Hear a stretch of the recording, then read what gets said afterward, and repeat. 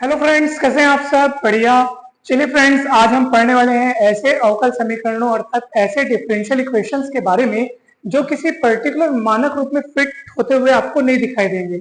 अर्थात न तो वे होमोजीनियस फॉर्म में रहेंगे, न तो वे रैखिक अर्थात लीनियर फॉर्म में रहेंगे, न तो आप उनमें आसानी से वेरिएबल्स को सेपरेट करके आप दोनों ओर इंटीग्रेट करके तुरंत आंसर भी आप नहीं ला पाओगे। तो फिर कैसे रूप के आपको अवकल समीकरण आज देखने को मिलेंगे जो बहुत ही जटिल रूप में रहेंगे। तो दोस्तों, ऐसे अवकल समीकरण को हल करने के लिए हमें क्या करना चाहिए? तो आज हम ये जानेंगे कि आपके पास ऐसे भी अवकल समीकरण आते हैं जिनमें अगर आप चरों को, वेरिएबल्स को अगर आप दूसरे वेरिएबल से रिप्लेस कर दो, उसमें कुछ आप चरों का अगर परिवर्तन कर दो, तो फिर वो अवकल समीकरण बहुत सरल रूप में बदल जाते हैं और फिर उनको हल करना बहुत आसान हो जाता है। तो दोस्तों, आज हम जो अवकल समीकरण हल करेंगे उनमें हम चरों का परिवर्तन करके उनको सरल रूप में बदलेंगे और फिर हम समाकलन करके उसको हल करेंगे। तो काफी इंपॉर्टेंट वीडियो है दोस्तों, ध्यान से आप इस वीडियो को शुरू से लेकर के लास्ट तक देखिएगा। बहुत महत्वपूर्ण सवाल हमने यहाँ पे लिख रखे हैं। और खास बात दोस्तों, अगर आपने इस वीडियो के पहले के जो टॉपिक्स हैं उन वीडियोस को अगर आपने नहीं देखा है तो जरूर जाइए, इस वीडियो के डिस्क्रिप्शन बॉक्स में आपको उन सभी वीडियोस के लिंक मिल जाएंगे और उन वीडियोस को आप देखिए, आपको बहुत अच्छे से सारे टॉपिक्स समझ में आ जाएंगे। तो चलिए दोस्तों, जल्दी से हम शुरू करते हैं। सबसे पहला सवाल देखेंगे।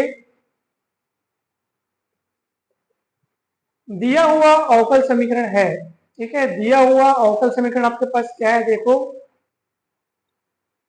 cos x plus y into D Y by D x बराबर 1। देखो दोस्तों, न तो ये किसी मानक रूप में फिट हो रहा है, न ही आप यहाँ पे x और y को अलग अलग सेपरेट भी कर पाओगे, क्योंकि देखो ना, x प्लस वाई कॉस में है, देखो बहुत ही जटिल रूप में है ये। तो हम यहाँ क्या करेंगे? वेरिएबल्स को चेंज कर देंगे। चलिए, अपन अगर मान ले x प्लस वाई को अगर अपन v मान लेते हैं तो देखते हैं कि अब यहाँ पे क्या हो जाएगा। तो दोस्तों, x प्लस वाई को आपने v माना है, आप तुरंत यहाँ पे अवकलन कीजिए x के सापेक्ष, तो ये हो जाएगा x के सापेक्ष 1, y को जाएगा dy बाई डी एक्स और v का अवकलन हो जाएगा dv बाई डी एक्स। अतः यहाँ पे आप देखेंगे कि dy बाई डी एक्स का मान यहाँ से आपको मिल जाएगा dv by D x minus 1 को इधर पलटा देंगे। अब आप देखेंगे कि समीकरण 1 से, ठीक है, समीकरण 1 से देखो, अब आपने जो जो चेंजेस किए हैं उनमें आप उनको रखिए और देखो कि इस अवकल समीकरण का रूप किस तरह बदल जाता है।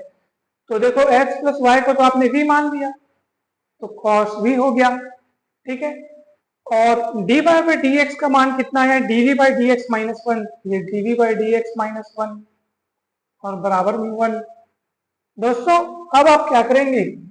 अब हम यहाँ पर cos v को अगर अपन अंदर गुणा करें तो क्या हो जाएगा? देखो, तो cos v dv by D x, ठीक है, और cos v इधर भी गुणा होगा तो cos v एक कम cos v माइनस में आएगा, और मैं उसको लगे हाथ उधर पलटा ले जाऊं, उधर 1 पहले से है, और cos v देखो, cos v तो पहले ब्रैकेट में अंदर गुणा होगा तो इसके साथ होगा, तो ये तो हो गया, लेकिन इसके साथ भी होगा और उसको इधर पलटा दिया मैं, तो मैं ऐसे करके इसको लिख देता हूँ। ठीक है दोस्तों, चलिए अब आप क्या कीजिए, cos v dv को वहीं रोकिए, 1 प्लस cos v को नीचे ला लीजिए इधर पलटा करके, और dx को उधर ले जाइए। अब देखो दोस्तों, गौर करो, वेरिएबल्स सेपरेट हो गए हैं, vv वाला एक साइड, xx वाला एक साइड। देखो, अब देर किस बात की, तुरंत समाकलन कीजिए और आंसर प्राप्त कीजिए। तो देखा आपने कितने सरल रूप में यह अवकल समीकरण बदल गया, और जब अपन इसको देख रहे थे तो कितना कठिन लग रहा था। तो ये है कमाल चेंज ऑफ वेरिएबल्स का। तो दोस्तों, यहां पर आप दोनों ओर समाकलन कर देंगे, ठीक है, तो मैं दोनों ओर समाकलन कर रहा हूं।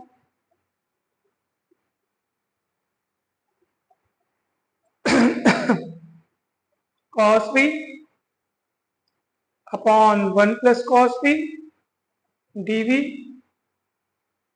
और इधर इंटीग्रेशन कुछ नहीं है तो इधर 1 dx और प्लस c। कहीं पर भी डाउट हो तो जरूर पूछेगा दोस्तों। दोस्तों, अपन यहाँ पे समाकलन जिनका कर रहे हैं cos v upon 1 plus cos v, सोचो अगर ऊपर में 1 रहता cos v प्लस 1 रहता, और क्योंकि नीचे में 1 प्लस cos v, अगर ऊपर में भी 1 प्लस cos v रहता तो कट जाता, परंतु ऊपर में 1 प्लस cos v नहीं है, सिर्फ cos v है। लेकिन हम 1 प्लस cos v वहां ला सकते हैं, कैसे? 1 को जोड़ करके और घटा करके। तो हम क्या करेंगे, ऊपर में आप एक जोड़ दीजिए और बैलेंस करने के लिए एक घटा भी दीजिए, और फिर नीचे में आप 1 प्लस cos v देखो, ये dv, और इधर इंटीग्रेशन 1 dx प्लस c। ठीक है, चलिए अब आप अलग अलग बांट लो इसको, यानी 1 प्लस cos v के बटे में 1 प्लस cos v, इसके बाद 1 के बटे में 1 प्लस cos v। तो देखो जब आप अलग अलग बांटोगे तो जब इसके बटे में इसको रखोगे, देख लो 1 plus cos v upon 1 plus cos v, ठीक है, और minus 1 upon 1 plus cos v dv, और इधर 1 का इंटीग्रेशन कर रहे हैं तो वो तो x हो जाएगा, मैं डायरेक्ट लिख देता हूँ, ये देखो ऐसे। ठीक है, वो अपन तुरंत यहाँ पे भी लिख सकते हैं, इसमें तो देर की कोई बात नहीं है, इसका तो इंटीग्रेशन किया ही जा सकता है, तो ये ऐसा। ठीक है दोस्तों, चलिए यहां से एक कट जाएगा, कटने के बाद कितना बचेगा 1, और यहां पर ध्यान दीजिएगा दोस्तों, यहां पर ध्यान दीजिएगा, 1 प्लस cos v मतलब होता है 2 cos स्क्वायर v बाई 2, इसको जरा ध्यान दीजिएगा। और यहां पर देखो 1 का इंटीग्रेशन कर रहे हैं v के रिस्पेक्ट में, तो v हो जाएगा, और यहां से आप गौर करेंगे तो आप पाएंगे कि इसको हम लिख सकते हैं दोस्तों, ये देखो 1 upon cos square V by 2, तो मतलब 1 अपॉन कॉस मतलब होता है सेक, तो ये हो जाएगा आपका सेक स्क्वायर वी बाई 2। ठीक है, सेक स्क्वायर वी बाई 2 हो जाएगा, और ये 1 बाई 2 हो जाएगा, 2 को नीचे रहने देंगे, ये ऐसा x प्लस सी। ठीक है, कहीं पर भी डाउट है तो जरूर पूछिएगा दोस्तों। इस रूप में हमने इसको चेंज किया है। अब चलिए, अब आप बताइए कि इसका समाकलन क्या होगा दोस्तों, सेक स्क्वायर वी बाई 2 है, तो गौर कीजिए कि जब अपन tan x का अवकलन करते हैं तो सेक स्क्वायर x होता है, तो इसका मतलब है कि सेक स्क्वायर x का समाकलन करने पर tan x होना चाहिए, तो यहाँ पे वो x की जगह पे है v बाई 2, और अपन v के सापेक्ष करें तो जरा ध्यान दीजिएगा, तो यहाँ पे होगा दोस्तों v माइनस, देखो ये 1 बाई 2 तो चलो बाहर निकल गया, उसके बाद सेक स्क्वायर वी बाई 2 का होगा tan v बाई 2, परंतु समाकलन में हम क्या करते हैं, जो चर का जो गुणांक रहता है उसका डिवाइड करते हैं, तो ये 1 बाई 2 का डिवाइड करोगे तो 1 बाई 2 1 बाई 2 कट जाएगा, देखो v का गुणांक यहाँ पे 1 बाई 2 है, उसका डिवाइड करना पड़ेगा। ठीक है, और बराबर x प्लस सी। ये ठीक वैसा ही है जैसे आपने cos x का इंटीग्रेशन करते हैं तो sin x होता है, परंतु cos 3x का इंटीग्रेशन करते हैं दोस्तों तो वो sin 3x बाई 3 होता है, sin 3x बटे 3। तो बस उसी बात का यहाँ पे वैसे ही उपयोग हुआ है, और दोस्तों आपका आंसर पूरा का पूरा आ चुका है, बस आपको v के मान को वापस रिप्लेस करना है। ठीक है, अब v का मान आप रिप्लेस कर दीजिए, क्योंकि हमारा फाइनल उत्तर जो है वो x प्लस मतलब एक्स वाई के टर्म्स का आना चाहिए ना भाई, एक्स वाई के टर्म्स का आना चाहिए, v तो आपका माना हुआ है ना, तो चलिए अब v के मान को लौटाने का समय आ गया। तो यहाँ से 2 2 कट जाएगा दोस्तों, मतलब 1 बाई 2 1 बाई 2 कट जाएगा, और जो बचेगा अब उसको मैं लिखता हूँ, तो मैं इसको मिटाता हूँ दोस्तों, ध्यान दीजिएगा।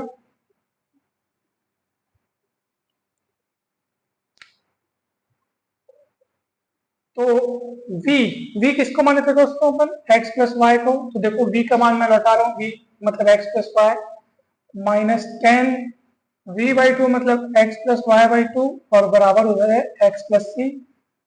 ये आपका अभिष्ट हल है। कहीं पर भी डाउट होगा तो जरूर पूछिएगा दोस्तों। ठीक है, अपन ने क्या किया, सेपरेशन ऑफ वेरिएबल्स करके दोनों को इंटीग्रेट किया, 1 का इंटीग्रेशन x हो गया, और यहाँ पर अलग अलग घटे करेंगे, ये कट गया, कट के 1 हो गया, इसको 1 अपॉन कॉस स्क्वायर को सेक स्क्वायर वी बाई 2 लिखे, उसका समाकलन किए, और फिर अपन v को x प्लस वाई, उसकी वैल्यू जो अपन माने थे उसको अपन रख दिए। कहीं पर भी डाउट है तो जरूर पूछिए दोस्तों। चलिए इसी तरह से आप दूसरा भी बनाएंगे, वो भी बहुत सरल है, x प्लस वाई दिख रहा है, उसका v मान लेना, फिर सॉल्व कर लेना, वो बन जाएगा। मैं आपको डायरेक्ट तीसरा बताता हूँ क्योंकि वो थोड़ा और कठिन है, थोड़ा और उसमें और जबरदस्त तरीके से हमको सोचना है। तो चलिए तीसरा बता देता हूँ दोस्तों मैं आपको।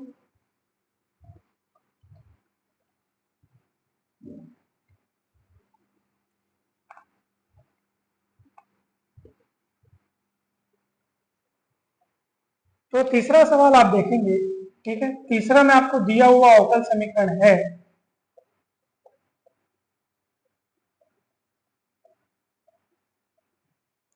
क्या दिया हुआ है, X T X plus Y D Y,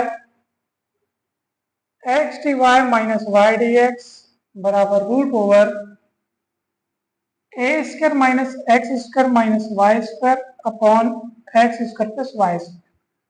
दोस्तों यहाँ ध्यान से देखने पे पता चलता है कि अगर अपन इसको ध्रुवीय निर्देशांकों के रूप में रिप्लेस करें, चेंज ऑफ वेरिएबल्स करें, तो ये बहुत सरल तरीके से बनने वाला है। बिकॉज देखो यहाँ पे माइनस माइनस कॉमन निकालोगे आप, तो x square plus Y square ऊपर भी दिखेगा, यहाँ भी दिखेगा। और आप अगर यहाँ पे मानेंगे x बराबर आर कॉस थीटा, y बराबर आर साइन थीटा, तो आप पाएंगे कि बहुत सरल तरीके से हल होने वाला है। कैसे, ध्यान दीजिएगा, आप इसको वर्ग करके जोड़ोगे तो देखो क्या होगा, X square plus Y square बराबर R square cos square theta plus R square sine square theta. R square common निकलेगा और जो बचेगा cos square plus sine square theta bracket में बचेगा, उसका मान 1 हो जाता है। और वैसे ही आप अगर इसको डिवाइड करेंगे दोस्तों, जब y बाई एक्स करेंगे ना, तो ये आर साइन थीटा बटे आर कॉस थीटा होगा, आर कटेगा और साइन थीटा बटे कॉस थीटा क्या होता है दोस्तों, टेन थीटा। तो y बाई एक्स मतलब आ गया आपका टेन थीटा।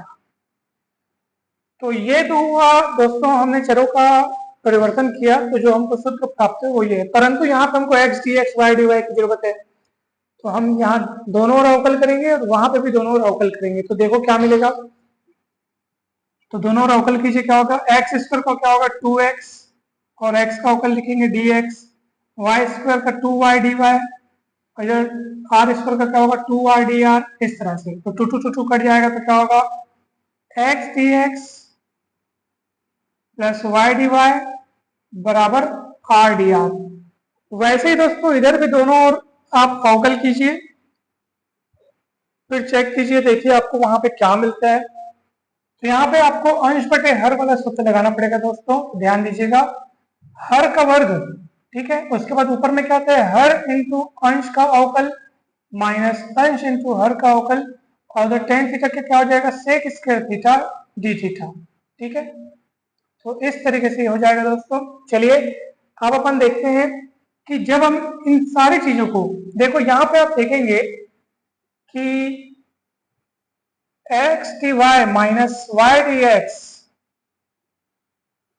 बराबर, आप इसको उधर ले जाएंगे तो क्या होगा दोस्तों, एक्स स्क्वायर सेक स्क्वायर, मतलब x square sec square theta d theta, ठीक है। चलिए अब आप इन सभी चीजों को यहाँ पे रिप्लेस कीजिए, देखिए कितने सरल रूप में ये बदल जाएगा दोस्तों, ध्यान दीजिएगा।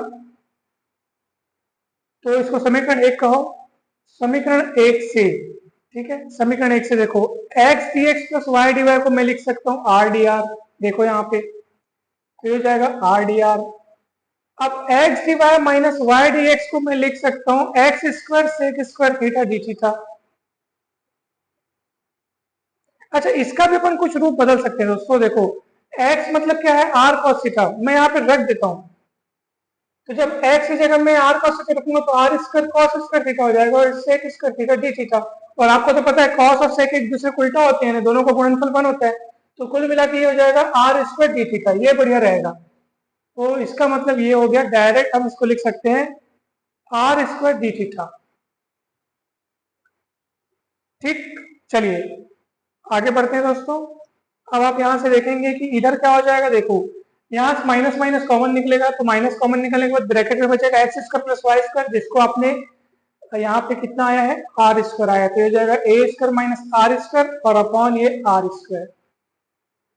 तो दोस्तों ध्यान दीजिएगा, यहाँ पे एक एक प्रकार कट जाएगा, एक आर यहाँ बचेगा, परंतु ये आर स्क्वायर जब वर्गमूल से बाहर निकलेगा तो वर्गमूल होने के कारण ये आर हो जाएगा बाहर निकल के, और वो आर इस आर से कट जाएगा, तो आपके पास बचेगा D R by D theta और उधर बचेगा ए स्क्वायर माइनस आर स्क्वायर। तो आप उस पूरे को नीचे ला लो तो 1 अपॉन रूट ओवर ए square minus r square d r और इधर डी थीटा, और दोनों ओर समाकलन कर दो, आपका आंसर आ गया। ठीक है, दोनों ओर समाकलन करते ही आपका आंसर आ जाएगा दोस्तों। तो integration 1/√a² minus r² dr, और इधर 1 डी थीटा, ठीक है, और प्लस सी। तो आप जानते हैं कि इसका फॉर्मूला क्या होता है। तो साइन इनवर्स, जैसे यहाँ पे x रहते हैं ना, x के सापेक्ष जब अपन करते हैं तो साइन इनवर्स x बाई होता है, परंतु यहाँ पे r दिख रहा है तो साइन इनवर्स r बाई ए। 1 का थीटा के सापेक्ष कर रहे हैं इसलिए थीटा होगा और प्लस सी होगा, और r और थीटा के मान को लौटा दीजिए दोस्तों, आपका आंसर आ जाएगा साइन इनवर्स। ठीक है, इधर थीटा प्लस सी है तो वो इधर आकर के r बाई ए, हम इसको लिख सकते हैं साइन थीटा प्लस सी, और ये हो जाएगा r बराबर a साइन थीटा प्लस सी। ठीक है, तो आप इसको कंप्लीट सॉल्यूशन बोल सकते हैं। नीचे बता दीजिए जहां r बराबर क्या है, √x² प्लस y²। देखो आप यहाँ पे दोनों ओर वर्गमूल लोगे तो आपको इस तरह से मिलेगा, और थीटा क्या कौन है, tan inverse y by x. आप यहाँ पे इसको बता दो तो ये कंप्लीट सॉल्यूशन आपका आ गया। चाहो तो आप r का इतना और थीटा का इतना मान रख भी सकते हो, तो वो भी आपका कंप्लीट सॉल्यूशन। ठीक है दोस्तों, इस तरह से बनेगा। देखो कितना कठिन दिख रहा था, लेकिन ये सब चेंजेस करने के बाद कितना सरल तरीके से बन गया। तो यही जादू है चेंज ऑफ वेरिएबल्स का। तो दोस्तों चौथा सवाल भी आप बनाएंगे, इसमें मैं आपको हिंट देता हूँ, इस पूरे को यानी 4x प्लस वाई प्लस 1 को आप भी मानिएगा, उसके बाद आपका ये बहुत सरल तरीके से बन जाएगा। इसमें x प्लस वाई को आप भी मानिएगा, वो बहुत सरल तरीके से बन जाएगा। तो ये दोनों सवाल बनाएंगे दोस्तों। सवाल बन जाए तो कमेंट करके जरूर बताइएगा कि सवाल बन गए, मुझे बहुत खुशी होगी दोस्तों। वीडियो अच्छा लगा हो, सवाल समझ में आए तो वीडियो को लाइक करें, चैनल को सब्सक्राइब करें, वीडियो को शेयर करें। BSc first year, second year, final year सभी सेमेस्टर्स भी आपको यहाँ पर वीडियो सीरीज, वीडियो कंटेंट्स आपको मिल जाएगा। सारे टॉपिक्स के वीडियोस आपको मिलेंगे और डेली अपलोड भी होते जा रहे हैं। तो आप चैनल से जरूर जुड़े रहिए, चैनल को सब्सक्राइब कर लीजिए और दोस्तों के साथ जरूर शेयर कीजिएगा दोस्तों। बिकॉज बीएससी के साथ भी और बीएससी के बाद भी, यानी कि आगे के जो कॉम्पिटेटिव एग्जाम्स हैं उनकी तैयारी के लिए आपको ये चैनल बहुत हेल्प करेगा। चाहे आप पीएससी या व्यापम का कोई एग्जाम दिला रहे हो, अंक गणित यानी कि अरिथमेटिक मैथमेटिक्स और एडवांस मैथ्स के भी आपको वीडियो सीरीज मिलेगी। कंपटीशन मैथ्स नाम से वीडियो सीरीज है, तो आप उसको आप जरूर देखेंगे दोस्तों, आपको बहुत बहुत हेल्प मिलेगा। तो आप सभी को बहुत बहुत धन्यवाद दोस्तों। अगर आप हमारे व्हाट्सएप ग्रुप से जुड़ना चाहते हैं तो डिस्क्रिप्शन बॉक्स में हमारा व्हाट्सएप नंबर दिया हुआ है, वहां से कॉन्टेक्ट करके आप हमारे ग्रुप में जुड़ सकते हैं। तो थैंक यू सो मच, जल्द ही मिलते हैं नेक्स्ट वीडियो में नए टॉपिक के साथ। Thank you.